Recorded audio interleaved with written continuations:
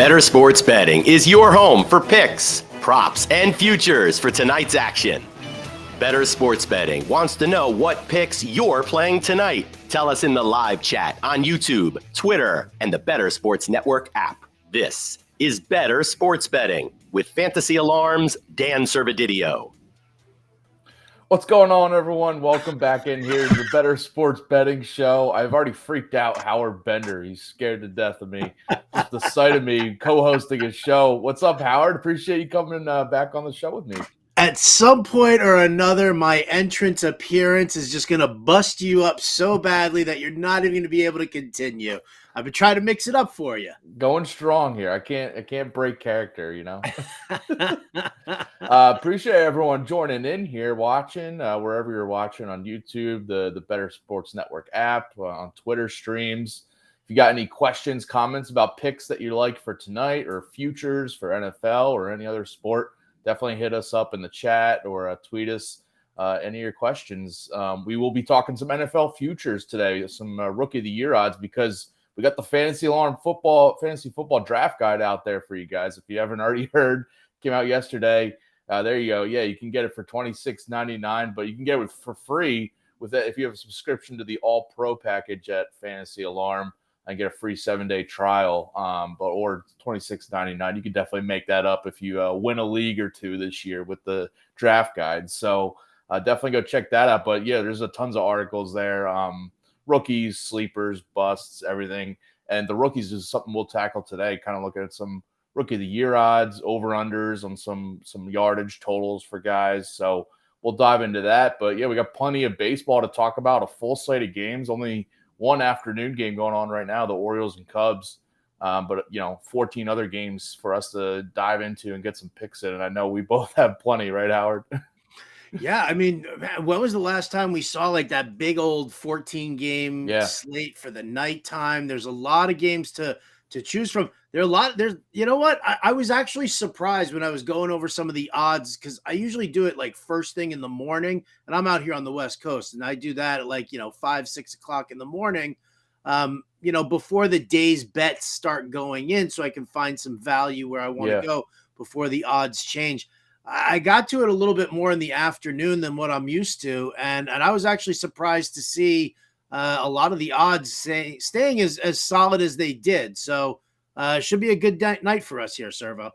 Sweet, yeah. You got any picks on this Cubs-Orioles games that's going on right now? I have the Cubs money line riding, and they're up 3-2 right now. I have that going, and I got Oral Roberts money line in the College World Series, because we had Johnny Venezia from the College Baseball Bettor Sports Network show on yesterday's show here, and he gave us out Oral Roberts. Look at them on the money line; they're plus 140. So before we just went live here, they just took a 2-1 lead. So I'm feeling all right now. Very, very nice. No, you know what? I stayed away from this Cubs-Orioles game in the morning. I mean, I don't bet college baseball because I don't know college baseball, and you bet what you know. Cubs-Orioles, it was Cole Irvin against Kyle Hendricks, and neither one of these pitchers impresses me at all. In fact, Irvin was so bad earlier that he got sent down into the minors, and Kyle Hendricks just has not been productive. I know it's 3-2 here in the bottom of the sixth. But I'll just kind of, I'll sit tight. I don't have any action there. I got a bunch of action coming up for tonight, though. Sweet. Yeah, let's get right into that then with our best bets for tonight's slate. It's tough to narrow it down here. What do you got for your best bet tonight? You know what? Here you go. So Marlins Nationals, the over-under is 8.5. I took the under -8, minus 115 on DraftKings. And I'll tell you why. Trevor Williams, he's not a great pitcher, but he's not a terrible pitcher. So I do think that he can keep the Marlins lineup in check. I mean, outside of Jorge Soler, do they really have anybody that's, all that threatening with the power? No. And, you've got Luis Arias, who he's great at getting on base, but, who's knocking him in? So I'm not worried about on that side. And I got to tell you, man, I know that the Nats over the past week, they went through a little bit of a surge. They hit lefties well, and then all of a sudden they started hitting righties, and they went for like this 2-week surge where they were playing well. But right now, I mean, the Nationals I think they've got like a 266 WOBA over the past week. And I think this is the get right game for Sandy Alcantara. I really do. I know he's been incredibly disappointing, but I'm not going to dog the guy. I know that he's got that amazing skill set. He's got a strong pitch mix when he wants it. I think there's a good chance tonight that we see that bust out game from Sandy that we want. And I think that keeps the score down. So under 8.5, maybe a 4-2 game, 4-3 at the most. That's where I'm at. Yeah, I like that. The Nats offense versus righties, you're going through some of those splits. It's like that's the matchup I like to target. You know, when they have really good numbers against lefties, and I bet them against Framber Valdez, and it came through late in that game is on their run line there, but in their team total. But against righties, they're just abysmal this year. So I can back that. Yeah, what's up with Sandy? I mean, this has to be a get right spot for him, right? It has to be. I mean, I honestly, I don't know what's wrong with him. Like, it's a real, like, I mean, it's definitely a head scratcher. I don't, there's nothing that I'm seeing that's, like completely outlandish. He's just not, I don't know, maybe he's just not focused. I genuinely don't know the answer to that question. But if you're looking from a simple numbers standpoint here, the data pushes towards Alcantara, and that's where I'm just going to stay. All right. My best bet for tonight is the San Diego Padres on the money line going against the Tampa Bay Rays at home for them. I got it last night at plus 100. Glad I got it as an underdog, but I still like it here. It's about even money, minus 110 on DraftKings. But you mentioned some afternoon line movement. That was one game where it kind of moved in the Padres' favor here, and I'm glad it did because I'm on board. And there's ever a time to fade Shane McClanahan, who's on the bump tonight for the Rays. It's on the road. His 4.49 FIP on the road this season is just so much worse than what he's been doing at home. 2.18 ERA at home, or a sub 2 ERA at home actually. But his ERA on the road, by the way, is 2.18, as I just mentioned. But his FIP and expected ERA way higher. He's got a 90% left on base rate this year, and just so unsustainable for him. I love McClanahan. It's a guy I've bet on a bunch when he's at home, but I look to fade him on the road because I just see maybe one or two shakier outings coming, and I think the Padres can do it here. Top 5 offense against lefties over the past 2 weeks. Top 10 offense against lefties overall this year. And, on the other side, it's Yu Darvish. I see some positive regression for him coming. His ERA is at 4.30, but both his FIP and expected ERA are a bit lower. And he's facing a Rays offense that's just kind of league average against righties over the past 2 weeks. Overall, their numbers are great. The top 3 offense against right-handed pitchers and overall this year. But for the past 2 weeks, they've had some up and down games. Their offense doesn't totally wake up. I think there's a spot the Padres can give Darvish enough run support. And Darvish, by the way, 2.68 at home this year ERA compared to a 6.19 ERA on the road. So this is also a pitcher I look to target when he's at home. And just fading McClanahan a bit here. So I'm taking the Padres money line. So tough to fade McClanahan, is it? I mean, it's I like the bet, right? But I mean, we've seen, look at what's happened to Spencer Strider lately. We've seen a lot of top flight starting pitching get knocked around. It hasn't happened really to McClanahan. He's had like one mediocre outing. So, listen, I don't hate taking that shot on it, especially with this Padres lineup. Sweet. Yeah. That was one money line. And I have another one coming up where it's just like looking at some line movement is sometimes telling that you can kind of like back a team. If you already had an inclination, like I did last night, to take them as the underdog, I'll still take them as the even money, or if we see some more line movement coming soon. In our YouTube chat here, we got Better Boss talking about streaming Taiwan Walker. No. That always works out, right? I mean, as a Phillies fan, I don't agree with that. So I think I think the Better Boss just sits there in our chat, just throwing out these rando things just to rile us up. Speaking of odds and lines for games, the Phillies are only minus 135 favorites on the road here against the A's, which I think is very telling that the A's have a real shot at winning this game. And Walker does not I don't have the numbers in front of me, but he does not have good numbers on the road. So I could see him having some issues there. It might be one of those high scoring games. I'd maybe look at the over there, but the A's are kind of live lately, right? They've been they talking about the Rays. They pushed the Rays lately, and I don't know. Not a team I really want to bet against right now until we see them really come back down to earth. Yeah. No, I hear you, man. I definitely hear you. Unless, of course, they're playing the Oakland A's, because then no matter what, the world is just upside down and the A's always end up winning. Or maybe that's just when I bet against them. Exactly. Which I did again last night and got burned. So I'm done. I hate you, Oakland A's. You don't deserve a baseball team. And I'm a schmuck for constantly betting against it and getting tagged. Horrible. Yeah, lately, this past week, it seems it's been pretty profitable to bet on some of these big underdogs. Like we had the Tigers, win a game or two against the Braves, which no one really saw. And then the Rockies beat the Red Sox a couple times as big underdogs. And then the A's against the Rays. I mean, yeah, kind of weird there. But I'm hoping that for my Phillies fandom's sake that they kind of pull it out. But I wouldn't be surprised if Walker has a little bit shaky start there. By the way, some score updates here. We got Ian Happ, two RBI single to make it a 5-2 lead for the Cubs there. So I like that for my Cubs money line. Don't like the TCU tying it up against Oral Roberts. It's now 2-2 there in the 6th inning. So we'll be monitoring that one live. I got Johnny V's Oral Roberts bet on my mind. So we'll see if that comes through.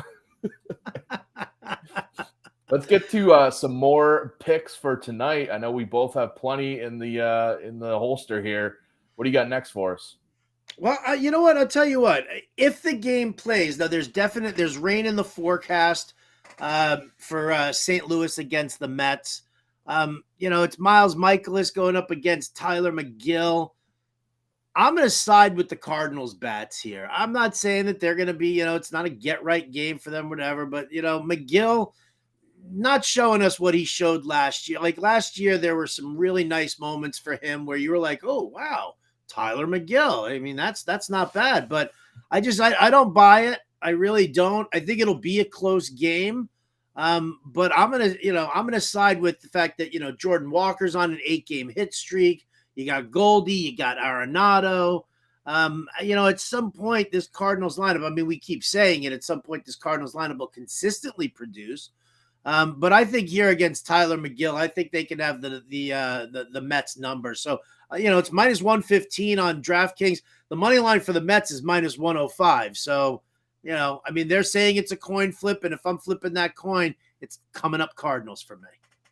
Yeah, Jordan Walker, seeing him back in the Cardinals lineup makes you feel a lot better about that lineup. So much better. Right? So much better. I mean, obviously they have Goldie and Arenado, but I mean, it's like they lacked like maybe another one or two hitters that gave that offense life. And it's good to see him back in the majors and killing it lately, as you mentioned. So yeah, look to his total bases prop too, maybe, because he's been on fire. Sure. I'll go with another money line here. I like the Pirates in the money line. Julio Teheran, I'm just waiting for him to have a bad outing. He can't keep doing this, can he? He's got a 1.48 ERA this year, but his FIP and expected ERA are both in the full 2 runs higher at 3.5 and 3.47, and he's got an 89% left on base rate. He's getting lucky here. He's been good for the Brewers, but I just see a bad outing at some point soon.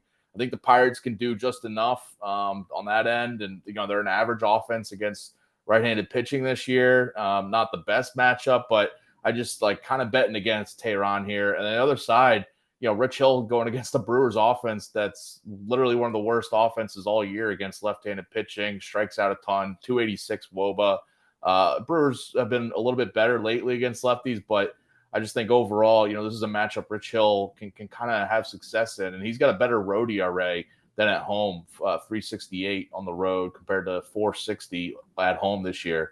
So I think Rich Hill can do his thing and just lead the Pirates to victory here. Minus 105 on the money line on or I got actually plus 102 on FanDuel, minus 105 I was seeing on DraftKings. Yeah, I'll piggyback that because, again, we've talked about it. We've talked about it here on the show a ton of times. Milwaukee Brewers striking out against left-handed pitching. I mean, what's the number? I've got the number right here. There you go, 28.5% strikeout rate. And that's for the season against Southpaws. Now, Rich Hill hasn't gone over 6 strikeouts in any of his last 4 starts. But if you look at the starts before that, 9 Ks, 7 Ks. So he is capable of doing it. So I think that the books have it kind of priced out. I got it for plus 105 on DK, right? I was like, plus money, strikeout prop against the Brewers. I mean, do they... granted, yes, Rich Hill could get blown up for some reason, Joey Weimer with that big, 3-run bomb or something stupid like that early on in the game. But I'm gonna lock down with the plus odds here, plus 105. I'm gonna take Rich Hill. I'm gonna say over the 6.5 strikeouts.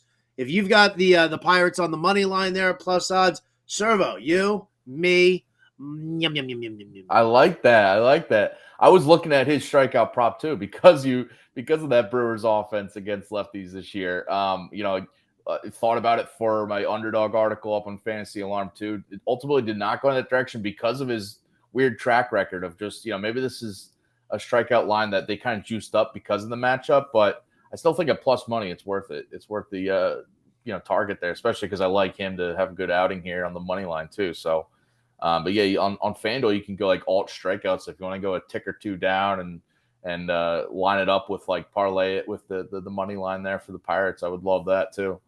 Another pick I like, and I'll go back to your Marlins Nats game. Have you noticed Luis Arias is hitless in 3 straight games? He's done. That's it. We're finished with him, right? It's all over.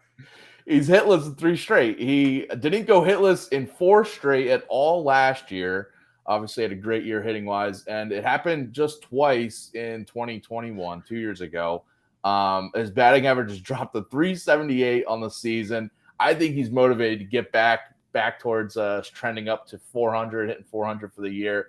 So I like his over total bases, over 1.5 total bases here.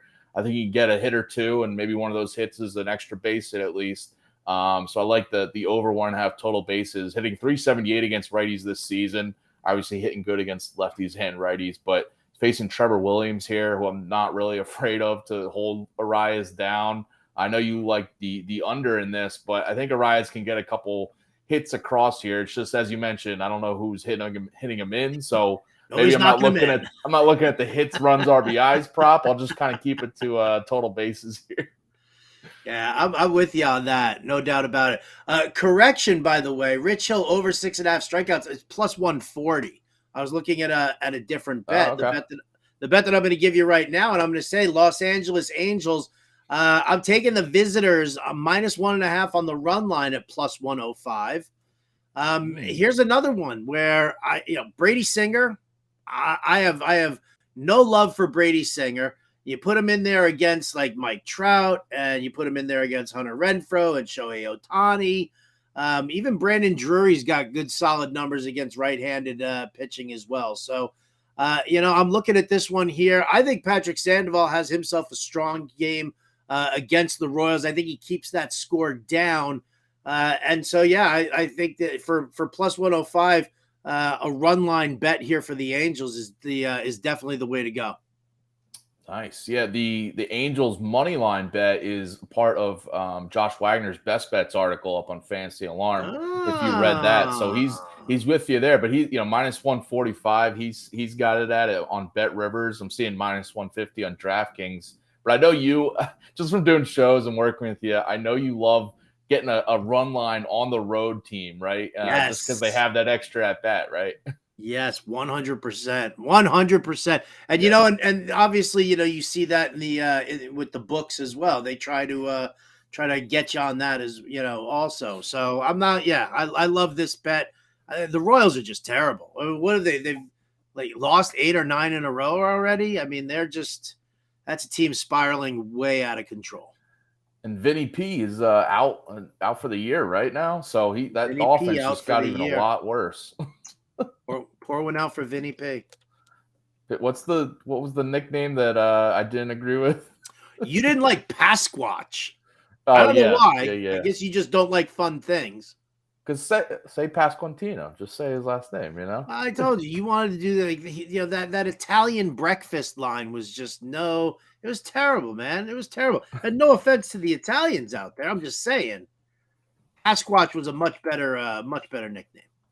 Our producer, Adam Bernard, chiming in and saying he was unaware of that alternate meaning of frittata that we brought up talking about Vinny P on a previous show. We won't go totally back there, but, the Pasquatch out and the Royals offense definitely a lot worse. So, yeah, I like that one, money line or run line as you got it. So, another pick I'm going with here, the Cincinnati Reds team total over 3.5. This bet has been cashing for me left and right this week just because ever since Servodidio Cruz entered this lineup, this offense has just really picked it up. Even though he hasn't always performed, he's gone hitless a couple games, but the Reds offense is still just around him, playing with a ton of confidence, playing with more energy. Other guys are stepping up. They're averaging 5.5 runs per game since De La Cruz has been called up. And they've scored at least 4 runs in 8 of those 9 games.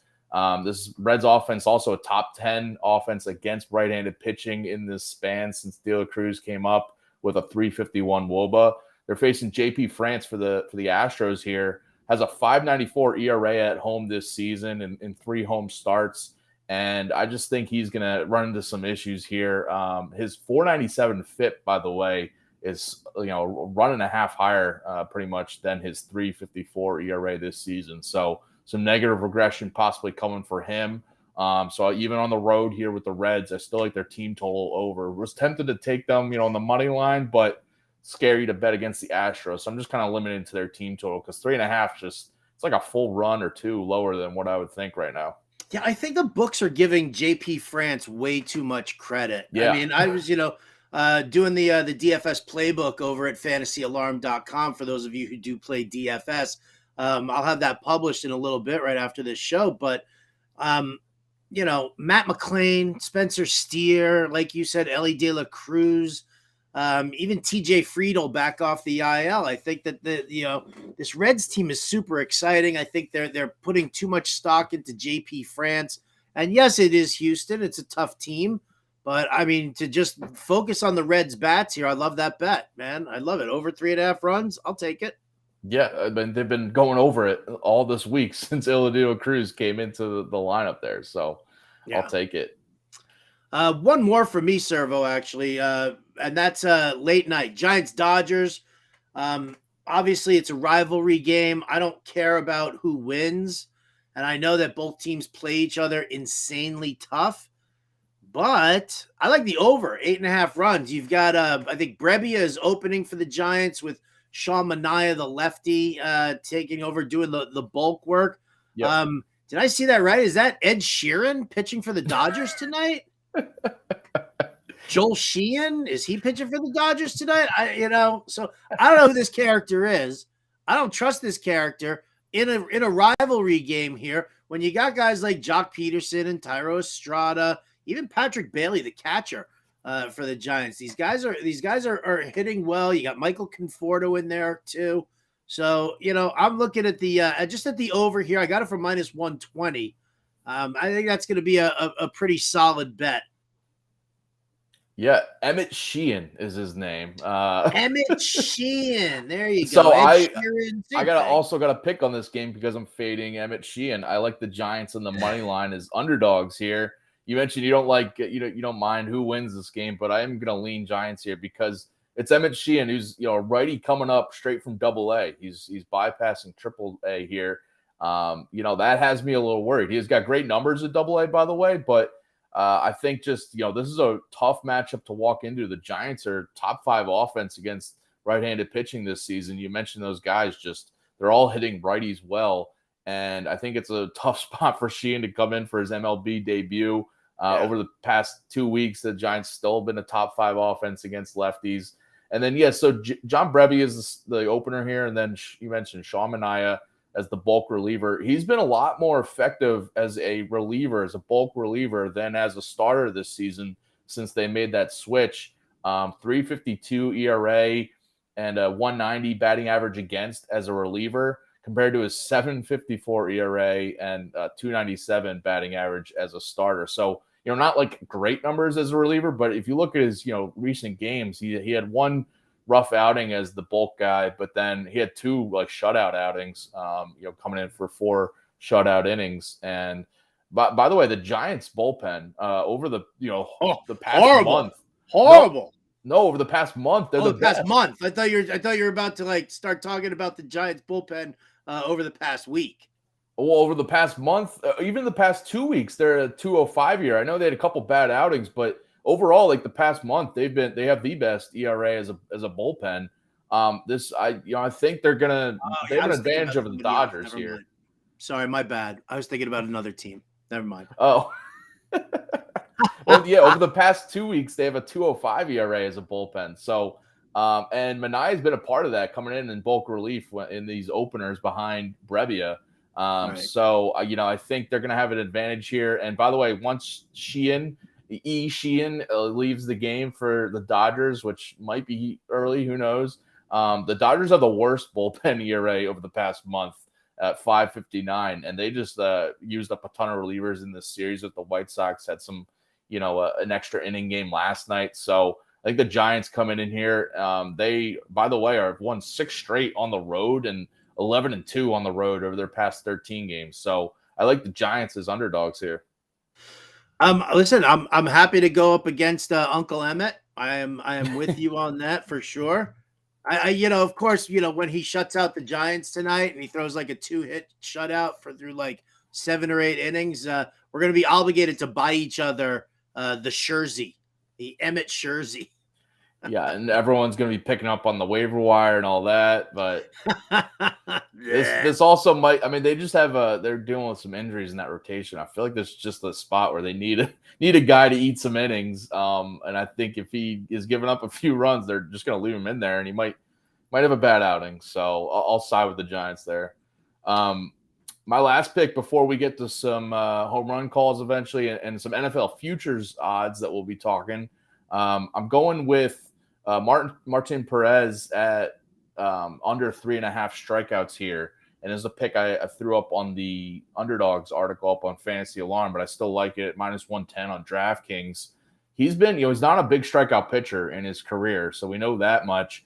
But this season, he's just not been, getting to 4 strikeouts seems a little easier than it should be. But he's been under this line in 6 of his last 8 outings. And tonight he's got a Toronto Blue Jays lineup that just simply does not strike out a lot against lefties. They have a 17% strikeout rate against lefties all season. And, just trailing the Nats, who we know don't strike out a lot. And over the past 2 weeks, it's down to 14% against left-handed pitching. So this is a tough matchup. I think Perez runs into some issues. And I think that the 3.5 line, I'm not scared away from it because he just doesn't strike out a lot of guys. Yeah, you'll be thankful to know, Servo, that when I bet against Martin Perez, he shows up brilliantly. So I have stayed completely away from this game, 100%. So it's all you. I'd like to see him get chased early also because, he ruins things for me. So I like it, Servo. Good stuff. All right. And by the way, on that one, the Blue Jays are favorites on the road there. Kevin Gossman. I looked at that money line, just the fading Perez again, but kind of the Rangers' offense does scare me. They're always so good, and at home they're the best. So, just kind of fading Perez here. I can dig it. It, baby. By the way, we got another update. 9-2 Cubbies. They got 6 runs. 6 runs. Just taken the over like I wanted to. But my money line, as long as this bullpen doesn't blow it, I'll take it. By the way, this is the second straight game that the Cubs, Orioles have gone over in games with the wind blowing in. That happened yesterday and it's happening today. Just like a trend that, I always look at the wind, the weather report, and if the wind's blowing in at Wrigley, you kind of lean towards the under already. But this is one I stayed away from because the total stayed at 8.5, and I was like, nope. No, thank you. No, thank you. By the way, the the fantasy football draft guide is up now on Fantasy Alarm. If you haven't heard already, go purchase it now, $26.99, or you can get it free with that monthly or annual All-Pro subscription to Fantasy Alarm. You can start a 7-day free trial for that All-Pro subscription and get access to this draft guide and get access to all of our DFS playbooks, MLB DFS. There's a UFC DFS playbook up for tomorrow's fight card. WNBA DFS, if you want to dive into that. Plenty of stuff out there for you. All our DFS tools. This MLB DFS playbook that Howard's going to be up on the site by Howard is going to be up on the site. The MLB best bets that we were just talking about by Wags is up on the site. So definitely go get that all pro package and you get the free draft guide as part of it. One of the articles in there, just touting myself here, I had the top 10 rookies article. But obviously, we have tons of articles out there, sleepers, busts. I know Howard's got all the coaching systems articles coming up soon. But strategies for auction drafts, different snake drafts, everything. So definitely check that out. But the article of top 10 rookies I had out, just kind of giving you guys the top 10 rookies for fantasy football. But I kind of want to flip it here and talk some betting odds for rookie of the year and some over-unders. You can see here, these are the rookie of the year odds, offensive rookie of the year odds for next season. And not surprisingly, Bijan Robinson, the favorite at plus 300. But the quarterbacks there in that next group, Bryce Young, CJ Stroud, Anthony Richardson.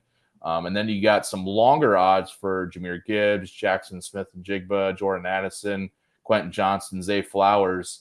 When you look at these odds, kind of relating it to fantasy football, we know Bijan Robinson's, a first-round pick, one of the top running backs off the board. But do you see him kind of the rightful favorite as the rookie of the year here, offensive rookie of the year, or one of these quarterbacks kind of looking at you, tasty odds? I think it's got to be Bijan Robinson. I mean, yeah, I think I have to lean the chalk. Sometimes you don't want to go chalk, but I mean, I genuinely think that Bijan Robinson is going to see a ton of carries in this offense. I'm just not sold on Desmond Ridder as a quarterback. So, we need to see him stand out a little bit and just show that he can get the ball to Kyle Pitts or Drake London so that defenses aren't just stacking the box incessantly against Bijan Robinson. It's probably the only thing that's working against him. I'll tell you where I'm going to sprinkle a little something. I'm going to sprinkle a little something in two spots. Jordan Addison, because I think that he's got the legit shot. I know a lot of people think that those 96 targets vacated by Adam Thielen are suddenly going to land in the lap of TJ Hawkinson.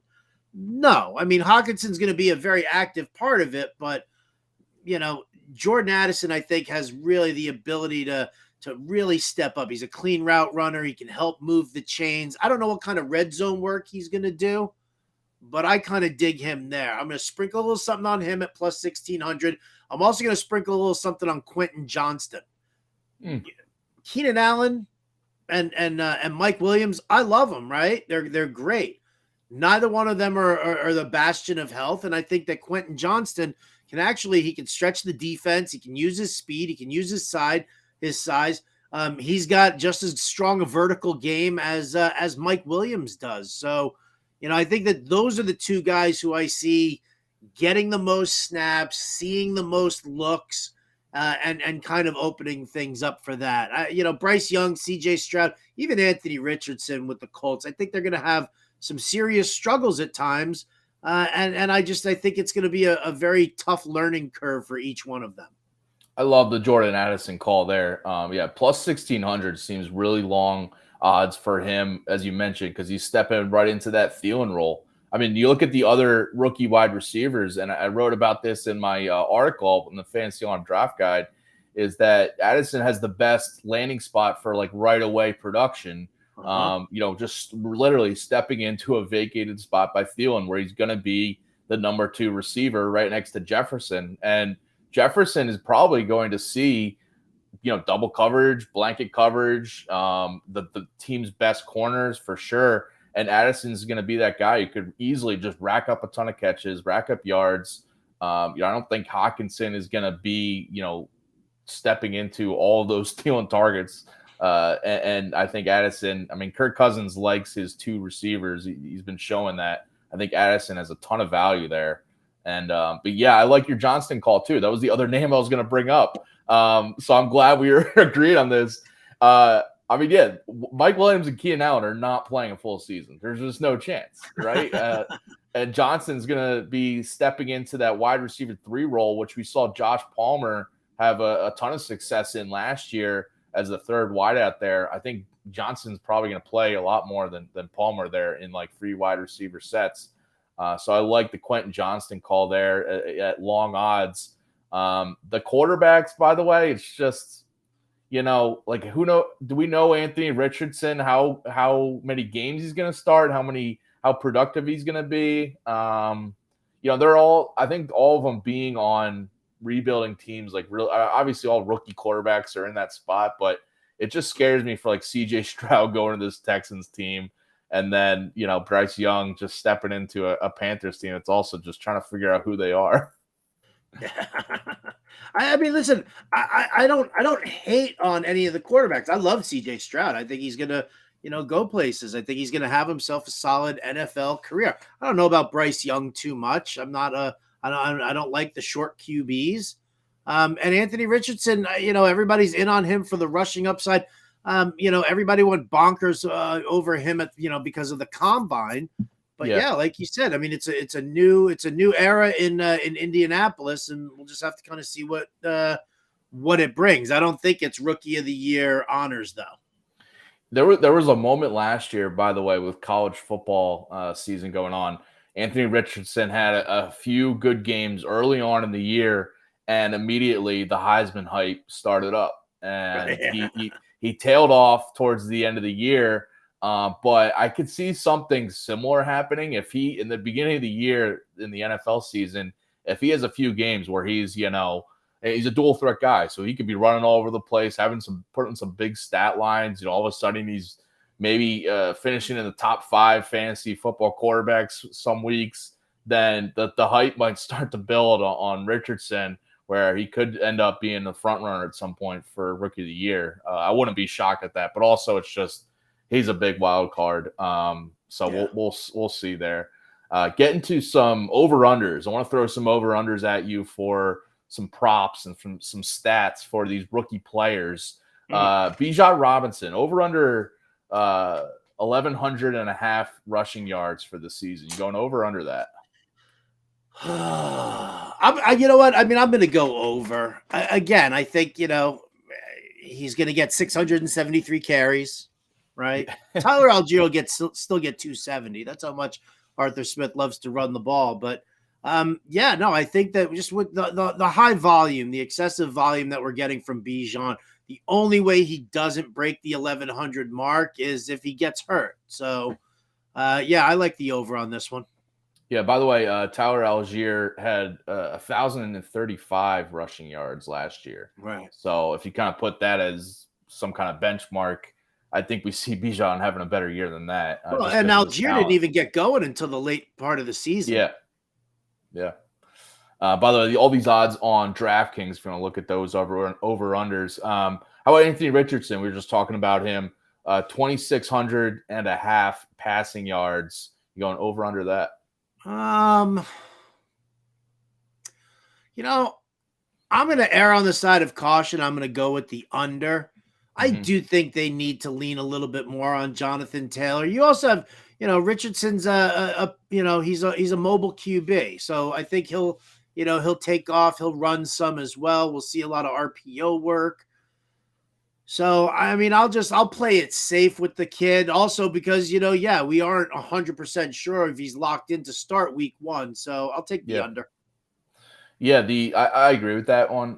The Jonathan Taylor aspect, I do think they lean on him, especially early in the season, bring Richardson along slower. And yeah, you just said it. So there's a non-zero chance that Richardson isn't the starter.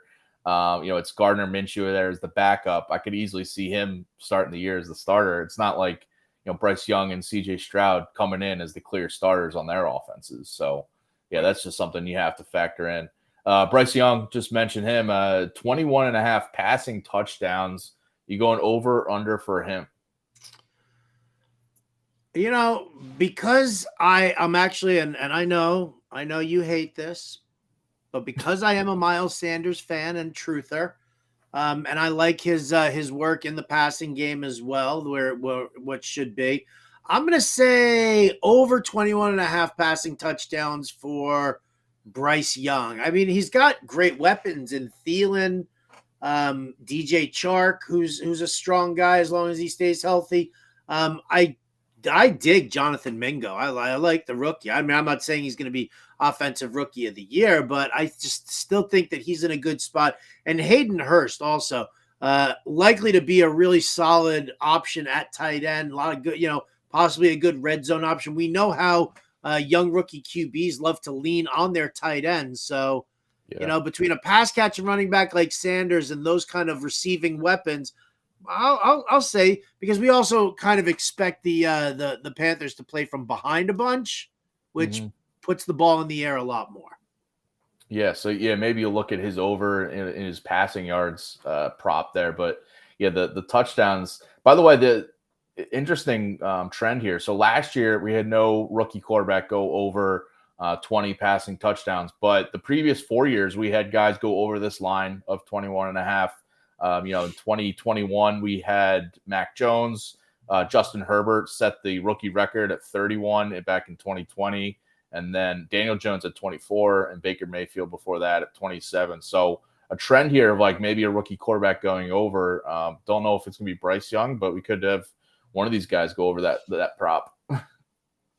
How about Jackson Smith and Jigba? 725.5 receiving yards with the Seahawks this year. You going over under that one? That's a tough one. That is a tough one. That's a good, that would be a no bet for me, just because, big fan of DK Metcalf, big fan of, I would probably, I'm going to say this, and the world's going to hate me for it, but I'll if I had to bet it, I'm going to bet the under. I know Geno Smith had the 6th most passing attempts in the league last year, and that's blasphemy if you're talking about a Pete Carroll offense. So I don't necessarily know if he throws as much this year as he did last year, and as a result, you're talking about Metcalf and Lockett being the 2 primary receivers. They still have Noah Fant at tight end. So while I think Jackson Smith and the Jigba can have a fantastic career in the NFL, I'll say he probably falls just short of this. Maybe it's like, somewhere between 685 yards and 715 yards. I think he's in that range. Yeah, this line seems a touch too high because of Metcalf and Lockett being there. But, I do think the Seahawks offense is going to be a little bit more run-focused than maybe we saw last year. They drafted Zach Charbonnet as one of the top running backs, top round running back. And just adding him to Kenneth Walker there, I feel like maybe they want to put a focus on the run here. But I also couldn't see. I could see that Smith and Jigba leading the team in receptions. If you want to look at that one, I don't know what the prop is or anything. Smith and Jigba leading the team in receptions? Yes, I could see that. This is a guy. So he was the best wide receiver on Ohio State 2 years ago when they had Garrett Wilson and Chris Olave. He was the guy that led the team in receptions and yards and touchdowns. And I could see something similar with him because he's really good at the slot where he just becomes more of a safety valve while Lockett, we know his receptions won't be too high because he's more of a downfield guy. And if teams kind of looking to cover Metcalf more, I could see Smith and Jigba leading the team in receptions. Wouldn't be surprised at all. Huh. That's an interesting one.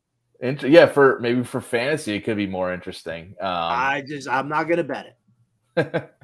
All right, last one here. Quentin Johnston, a guy we were just hyping up. This line, I think, for both of us seems a little low. We'd probably go over, but 575.5 receiving yards. I'm going to go over on this one because, again, we do expect either Keenan Allen or Mike Williams to get hurt. I think, I feel like we're in a good spot for that. Yeah, and by the way, Joshua Palmer, 769 receiving yards for him last year as the Chargers wide receiver 3. So we think Johnston takes some of that, those WR3 snaps, and you mentioned Williams and Allen out. I like that over. Let's get to our home run calls for tonight's slate. And by the way, coming up after us, we have the MLB DFS Playbook live show coming up with John Impemba and James Grande at 5 o'clock Eastern. So definitely stay tuned for that. Then at 7 p.m. Eastern, we have the Campus to Canton guys, college football fantasy bargains for 2023. I know I'll be checking that out. I'm a huge college football guy, so I'll be looking for that. But yeah, after us, the MLB DFS show with Impemba and Grande. Who you got for your home run call tonight? I went a little off the beaten path here for my call, but if I told you that Jake Berger at this point would have 16 home runs and 40 RBI, like would you believe me on that? Yeah, but no. I mean, I would, but like I know the casual person wouldn't. The casual person would not. So No. I'm going Jake Berger at plus 425. He's facing Brian Wu. And for, Berger's got an 876 OPS with a 363 weighted on base average against right-handed pitching. He's hit 11 of his 16 home runs against righties. And he's sitting in a nice spot. You've got Lewis Robert, you've got Eloy Jimenez, then you got Andrew Vaughn in the lineup. So by the time they get to Berger, either the pitcher is tired with a heavy pitch count, there are guys sitting on base, and that's just going to put Berger in a great spot here again. So plus 425, sprinkle, onto your burger. Eat a burger tonight while you're watching Jake Berger go yard. I think the wife wants me to do a little grilling tonight, so maybe I will.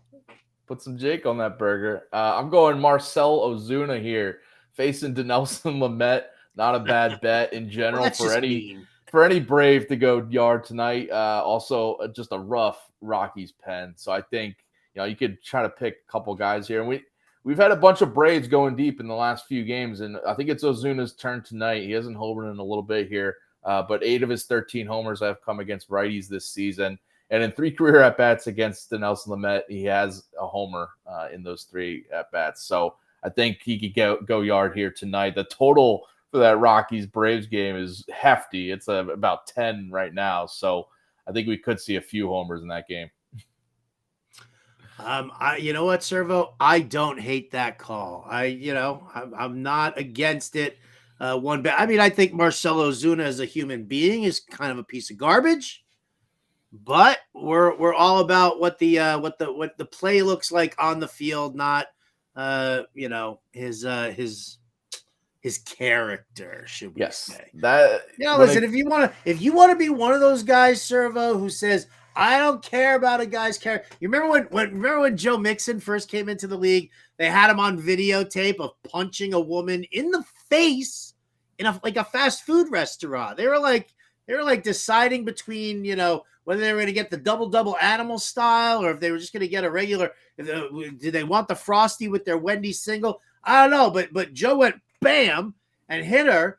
And then they started polling every single GM in the NFL. And they were like, so would you draft Joe Mixon? And literally every GM, because it was under the guise of anonymity, they were like, well, I don't want him running against me. So yeah, I would definitely pick him up.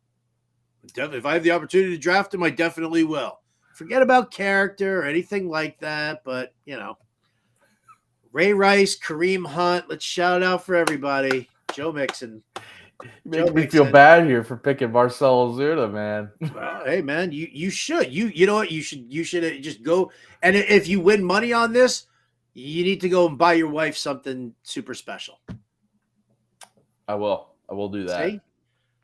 There you go. And that's Ozuna paying it back for me. So or you paying it forward. Me paying it forward.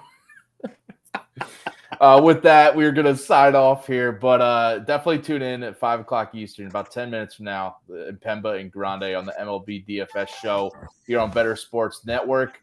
We'll be back on Monday, me and Howard, and every day here at 4 o'clock Eastern, giving you guys some MLB picks and NFL futures and all that. So appreciate everyone tuning in. Howard, good luck with your bets tonight, and everyone else, good luck. See ya. Good luck, everybody. Bettor Sports Betting on the Bettor Sports Network.